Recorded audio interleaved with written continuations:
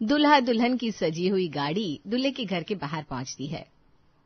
मुझे तुम्हें कुछ बताना है कहकशा। वो गाड़ी से उतरते ही रोनित अपनी नई नवेली दुल्हन को कुछ ऐसा बता देता है जिसे सुनते ही दुल्हन बर्दाश्त नहीं कर पाती और अपना लहंगा संभालती हुई वापस कार में बैठकर अपने मायके निकल जाती है।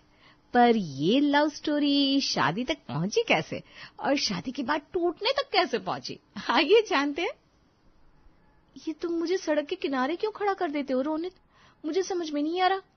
इस सामने ही तो सीसीडी है, अंदर चलो ना। मैं नहीं चाहती मेरा कोई रिलेटिव मुझे यहाँ देखे और चार बातें बनाए।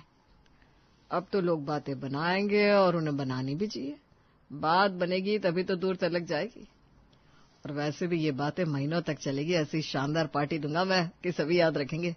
ये कहते कहते रोनित अपने घुटनों पर बैठ जाता है और अपने जींस की पॉकेट से छोटा सा डब्बा निकालता है। वही मैं सोचू कि क्या है, मेरी जेब में पूरे रास्ते खुजली हो रही थी। पता है, मुझे सड़क के बीचों बीच ड्रामा पसंद नहीं है रोनित। समझ में आई बात? मैं अंदर सीसीडी में जा रही हूँ, तुम्हें अगर बात करनी हो तो अंदर आ जाओ, वरना you can go to hello.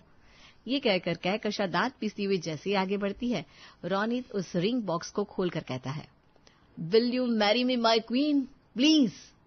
कसम खाता हूँ फिर सड़क के किनारे तो मुझे 4 थप्पड़ मार भी दो तब भी कुछ नहीं कहूंगा, और लोग समझेंगे कि जरूर इस पति ने अपनी बीवी को परेशान किया होगा, तभी तो धन धन लपेट रही है।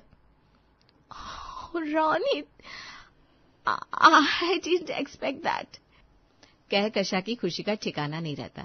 उसका तो मन कर रहा था कि जाकर रोनित को बाहों में भर ले, पर वो खुद को रोकती है। तो अपना हाथ आगे करो, रिंग फिंगर से दिल तक जाने वाली वेन को भी पता चल जाए कि अब कहकशा के दिल पर मेरा हक है।